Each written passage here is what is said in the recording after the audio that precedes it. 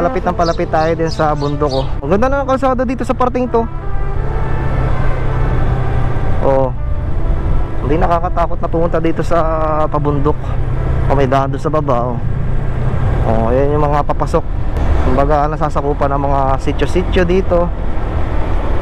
Ang problema lang ay sana huwag tayong abutin ng ulan. Pero kita nyo naman na may matingkad yung araw dito sa ating kaliwa. Pero itong harapan natin medyo kulimlim. Sana ay na-experience nyo dito yung mga mga ganitong mga lugar. Ang iba alam ko dyan na dumadayo pa tayo sa sa mga bagyo, mga ganyan, sa mga mas matataas pang parte ng dito sa Luzon. Kasi taga Luzon naman tayo. Pero dito sa amin sa Batangas City mga part ay madaming parte dito na may mga magagandang magaganda, syempre magagandang tanawin, magagandang view, at matataas na lugar na kung saan ay kitang-kita yung mga magagandang tanawin mula dito sa itaas punta dyan sa baba.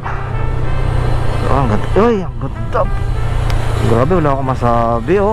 Grabe naman yun, sir. Kita nyo nasa harapan natin. Solid yan mga part. Yan yung sinasabi ko. Yan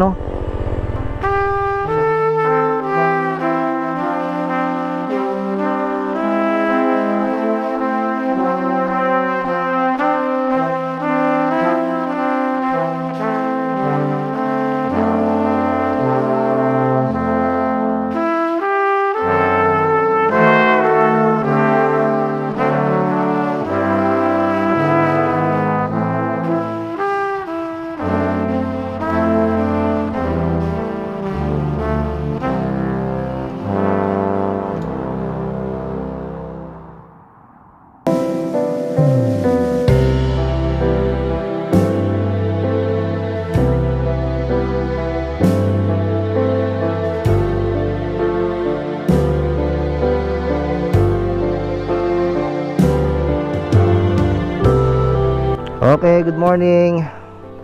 Welcome Haligi, Kanluran, Batangas City. Okay, time check muna tayo bago tayo magsimula.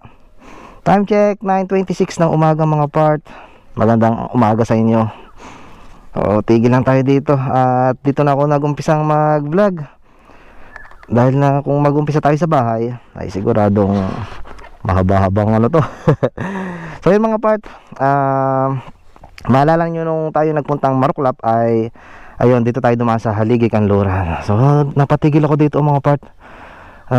Sa klase nito ay parang i-develop, gagawin yung kumbaga yung parang mga subdivision inaayos. Napakaganda ang tahimik dito.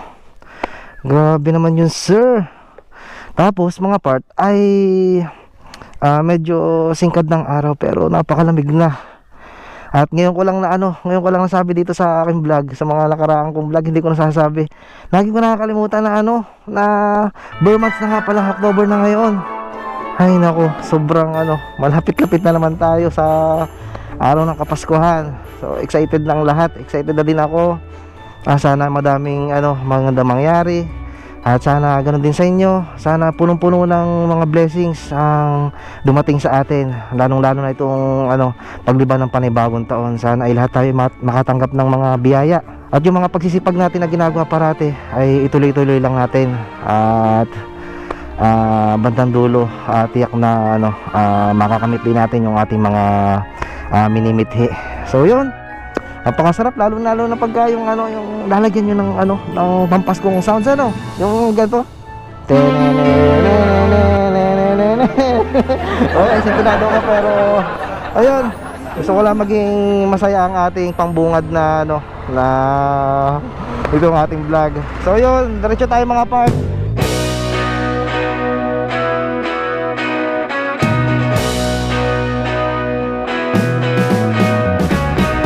So medyo tinanghali ako ngayon at dahil na nag-transfer pa ako nung vlog natin nung isang linggo. Nag-vlog kasi ako nung isang linggo, hindi ko pa na-transfer, hindi ko pa na-edit dun sa Barangay Malalim. So may mga nag-iintay na ng ating vlog dun sa Barangay Malalim. So siguro maya-maya pag uwi sa bahay, may edit ko na yun at sana mamayang hapon ay may i-upload na natin. So itong ating ginagawa ito ngayon ay maaaring next week o sa mga susunod na araw Ayun. At sige mga part, simulan ko na to. At diretso tayo. Tawid tayo ng kabundukan. Maya maya ikikwento ko sa inyo kung bakit bumalik ulit tayo dito.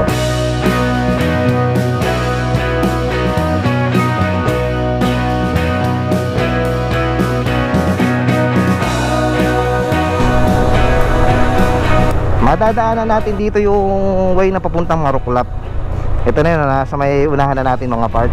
Ito, kapag kumaliwa dyan, yung papuntang Maruklap. So itong way na ito ay barangay, ano bang pagkakasabi ko kanina, kalimutan ko na naman. Haligi, Kanluran. So dire-diretso ay madadaanan natin ang Haligi, Silangan. So parang 1 year na o magwa 1 year na ang nakakalipas ay pumunta ako dito sa parting ito mga part, kasi pinuntahan natin yung Talahib Payapa dito sa Batangas City sa parting kabundukan mga part. So pinicture natin yung Mount View Park. Shoutout sa mga taga Talahib Payapa, lalo na doon sa nag-create ng Mount View Park, napakaganda noon. So ngayon ay sisilipin natin mga part kung okay pa yung pinakapasyalan doon. Napakaganda doon ng view. Parang wari ko kung di ako nagkakamali, ganito magpapasko pa din yun nung ako'y pumunta. Tapos may nakapagsabi sa akin mga part na buhat doon sa Mount View Park ay pagka diniretso ko palusong, kasi may palusong yun nung nagpunta ako, ay mararating natin yung Kumba na palagi nating pinupuntahan. So naging interesado ako para, dahil hindi ko pa nakikita kung ano ang view pa buhat doon sa Mount View Park, pababa doon sa may Kumba na sinasabi nila. So titingnan natin mga part, at ipapakita ko din sa inyo, siguradong hindi nyo pa din yung nakikita ng personal. So kahit pa paano man lang may pakita ko sa inyo. Okay, Haligi, Kanluran covered court, kakanan, ayun doon. So, dito tayo sa kaliwa, dahil sa pagkakatanda ko ang Haligi, Silangan ay dito sa kaliwa. O dire-diretso lang tayo mga part, wala munang mapamapa. Kasi medyo kabisado ko pa naman, kahit na mag-iisang taon nata buhat nang huli tayo pumunta dito. So sa pagkakatanda ko naman ay dire-diretso lang tayo. Sitting in the basement apartment I rented with you, remembering the holiday party. Hindi ko na nakunan yun, yung ang haba ng pakyat, tapos may sinusundan tayong maliit na truck na naghahakot ng tubig. O kaya dito na ulit nag-start. Pakalamig na talaga dito. Ay ilang buwan na lang, 2 buwan na lang ay Vermonts na. So kasi ito nyo yung nasa unahan natin, yan, isa sa nagpapalamig, kasi nakukulong dito yung kumbaga basta yung lamig ng ng lugar, kasi nasa harap natin napakalaking bundok. Grabe naman yun sir. Tapos ewan ko kung ako lang nakakaranas mga part. Kayo ba nararanasan nyo na din yung yung kapag gantong malamig ay sumasakit na din yung tuhod ninyo? Pero itong akin naman, sa pagkakaano ko, hindi naman siguro dahil sa medyo umiidad na tayo. Ito kasing aking kaliwang tuhod, ito ay na-injured dahil nang sumemplang tayo dito sa motorsiklo nga dati. Tapos ayun, tuwing parang nakakaramdam ako ng lamig ay sumasakit. Sobrang tindi ng sakit. Kahit pa yung natandaan ko dati na inabot ako ng ulan, tapos nabasa yung itong pantalong ko. Tapos ayun, inabot ako ng napakatinding sakit. Hindi ko alam kung dahil sa lamig o dahil tumatanda lang, pero basta ayoko basta napakasakit. Pero siguro may kasamang konting pagtanda na din. Find the square feet of the triangular man who always had the land with you. Medyo mataas na naman ang sikat ng araw, pero sa parting ito ay medyo kulimlim mga part. Kasi nasa parting kabundukan na tayo. Ewan ko lang kung teka lang, titigil tayo dito. Wow naman bro, ang ganda naman yan sir. Wow! Tingnan muna. Wow! Kita nyo yung mga parto, yung linya ng kuryenteng yun. Yun yung ang tawid noon ay sa Ilihan. Ibig sabihin, Ilihan itong kabila. Wow naman sir. Hindi ko to napansin nung huli kong daan dito. Kasi siguro may mga nakaharang pa dyan. Ang ganda ng bundok na yun. Sana abot ng camera natin. Pero parang may konting landslide. Tapos may bahayan doon sa baba. Parang delikado doon diretso tayo. Siguro sako pa din to ng Haligi Kanluran. Kasi wala pa naman ako nakikita na signage na napasok na natin ng Haligi Silangan. So pagkatapos ng Haligi Silangan, doon pa lang natin makikita o mapupuntahan o mararating ang Talahib Payapa. Diretso lang tayo mga part. Sa tingin ko naman hindi pa tayo naliligaw kasi diretso lang naman yung daan sa ayon sa natatanda ko. Medyo matalas pa naman ang memorya natin sa pagdating sa ganyan mga bagay. Ewan ko lang sa mga sa ibang bagay-bagay. Baka medyo makakalimutin na ako. So pasensyahan nyo na mga part. Yan wow, ang lalim dyan sa baba. Grabe naman yun sir. Tapos ang lamig. Tapos may madadaanan tayo dito ang tower. Ito yung yan ang laki.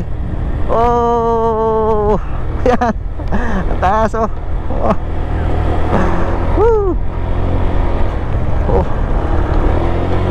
Grabe naman yun sir. Okay, palapit tayo din sa bundok. Maganda na ang kalsada dito sa parting to. Hindi nakakatakot na pumunta dito sa pabundok. May daan doon sa baba. Yan yung mga papasok. Kumbaga nasasakupan ng mga sityo-sityo dito. Ang problema lang ay sana huwag tayong abutin ng ulan. Pero kita nyo naman na may matingkad yung araw dito sa ating kaliwa. Pero itong harapan natin medyo kulimlim.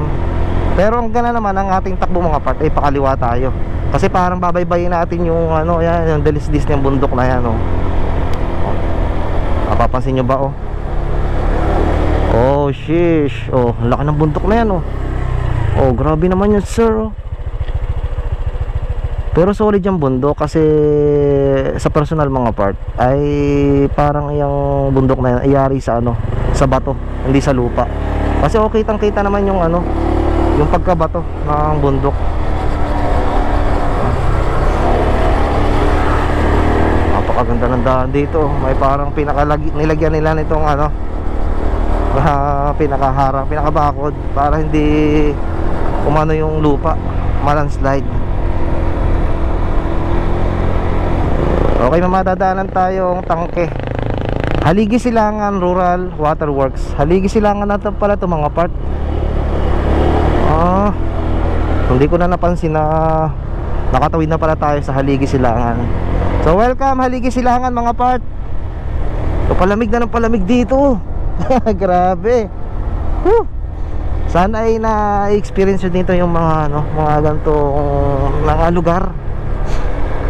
Ang iba alam ko dyan na dumadayo pa tayo sa sa mga bagyo, ganyan, sa mga mas patataas pang parte ng dito sa Luzon.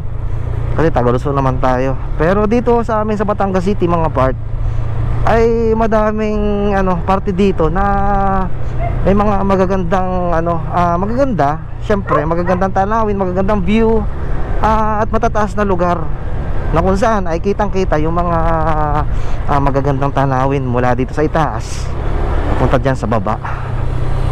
Ang ganda. Ang ganda.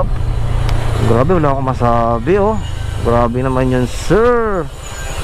Kita nyo nasa harapan natin. Solid yan mga part yan yung sinasabi ko. Yan sana naman naipakita ko sa inyo na maayos Ayan solid. Yari sa sa bato ang pagkabundok tabi-tabi po.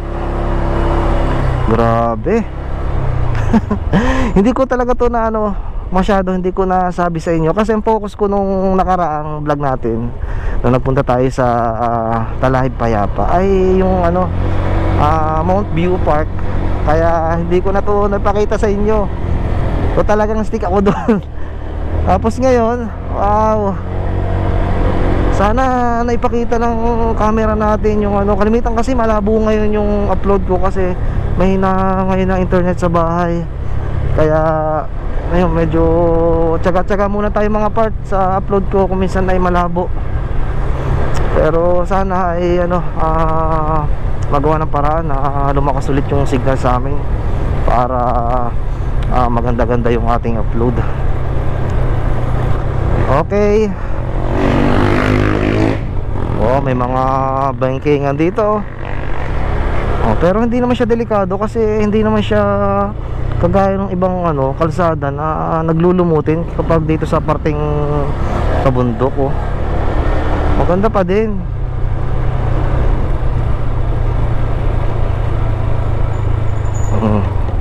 O kahit na merong tubig dito sa may parting yun, yung tabihan lang may malumot, pero hindi ka na naman sasala dyan. Tapos yun ang uli. Grabe, hindi ko na na-check sa mapa kung gaano na tayo kalayo, pero dire-diretso lang to eh. Ayan.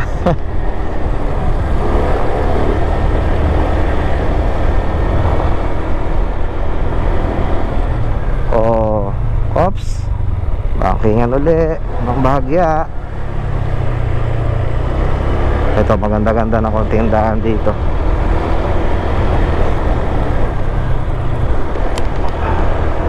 Napapansin ko dito, basta't mga pabundok, yung madaming daan ng yung kumbaga natural na daan ng mga agos ng tubig kapag siguro bumabagyo, umuulan, na nanggagaling sa kabundukan. So natural na nauukit na dala na ng panahon. So ang daming kumbaga spillway, pero natural na gawa ng kalikasan. Kasi may mga lugar na sadyang ginagawa nila ng spillway para magkameron ng ganyang daanan ng tubig. Okay, diretso pa din tayo mga part. Palamig na ng palamig dito. Ano bang oras na? 9:46. Ano bang oras tayo nagsimula? Pero enjoy pa din ako dito. Wow, ang ganda ng daan. Hindi mo akalain na nasa kabundukan ka mga part. Ang ganda dito. Palibhasa ay mga private vehicle lang ang nadaan dito. It's either na itong gantong two wheels o yung mga sari-sariling mga sasakyan dito na mga taga dito. Walang dumadaang malalaking truck, walang dumadaang mga, siguro merong bibihira na pampasaherong jeep na dumadaan dito. Pero ayun, kagandahan noon, yung hindi siya agad masisira dahil lang hindi siya laspag, hindi laspag yung kalsada dito. Kaya tatagal at tatagal ang mga kalsadahan dito. Ayun, natatanaw ko na, bagong gawa na itong arko ng Welcome Barangay Talahib Payapa. Napakaganda naman yan, sir. Grabe naman yun. Yung pagdaan mo sa may Tagos, kita mo yung kabundukan yan, Ayun, tanaw dito yung mga part. Nandun pa din yung Mount View Park. Ayun, pupuntahan natin. Tatambay tayo dun mga part bago tayo pupunta sa Kumba. Tapos ahon tayo sa Santo Domingo. Yung kita ko na din yung yung abot dito yung yung Highlands sa Santo Domingo. So diretso tayo mga part.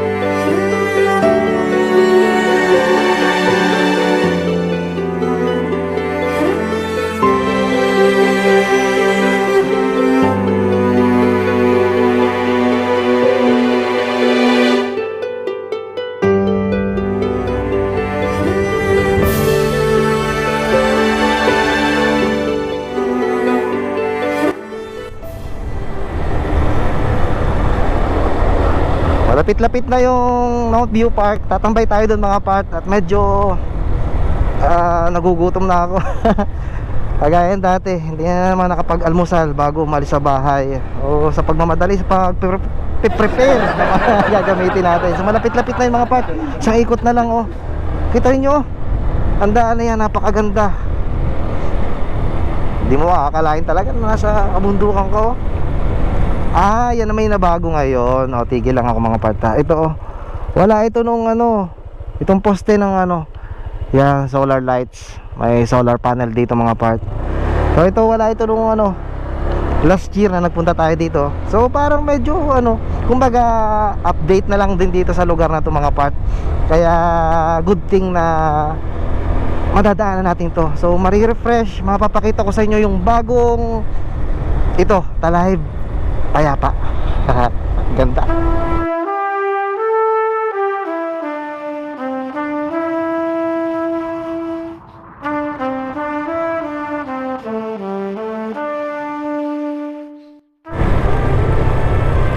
Wow, hindi ito ganito dati. Ang laki ng improvement ng lugar na to mga part. Shoutout sa mga taga dito.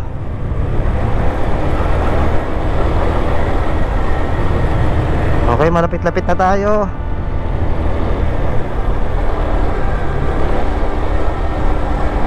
Malapit na pero malayo pa din. Oh, ang ganda naman yan, sir. Oh, aba, ayos na dito ah. Oh, grabe, ang ganda ngayon oh.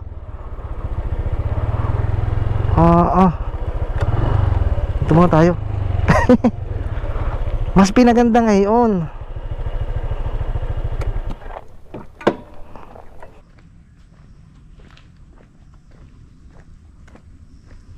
Pero may bago nakalagay oh. Green and green, maliit na kilos, malaking epekto, tamang pagtatapon ng basura para sa luntiang mundo. Ang laki ng binago dito. Hindi ito ganito tong nang huli kong punta dito. Ito pa din yung itsura pero may nadagdag. Ito may kubo. Yan, tapos may nakasabay tayo dito. Mga taga-saan niya ulit kaya? Taga Santo Niño. Ayo, mga taga Santo Niño. Yan. Subscribe niyo ako sa YouTube ah. Ayan. Ay iba pa ito pa din yung tungtungan pero nabago na konti. Nawala yung mga TV naman ho yan. Ayun. Tapos yan ang view sa baba.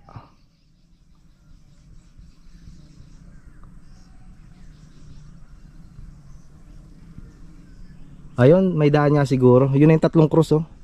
Arating na kami dyan. Yun na yung kumba. Tapos yun, narating yun na yung Highlands. Na-vlog ko na din yun. Yung may ukang yun. Ayun. Puntahan ninyo, ang ganda.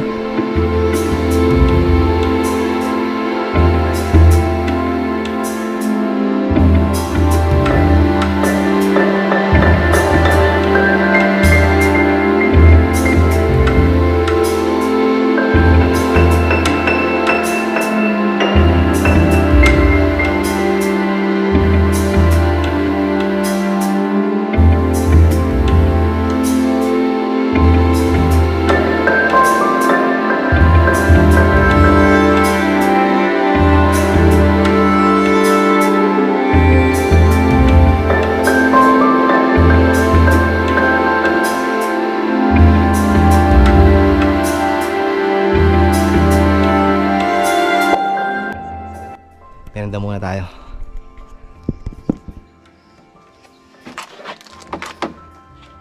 Nakakaya ng tigil na ako eh. Yung kaya ngayon, yung parang kinakuha rin yun. Saan kaya yun? Saan kayo sir? Yung malaki yun. Para alam sa crusher lang.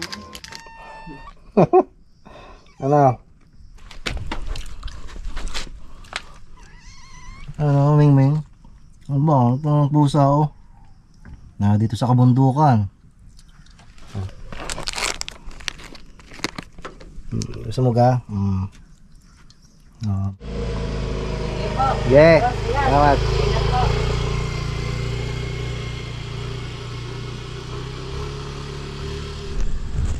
Ayun. Solo ko na dito. Ako na lang mag-isa. Nakakasabay natin yung dalawang bata na taga sa Santo Niño. Wari ko dito din lang naman ng Santo Niño sa parting dahil ito. Yung doon sa may babang yung doon. Tapos binaybay natin yan, no.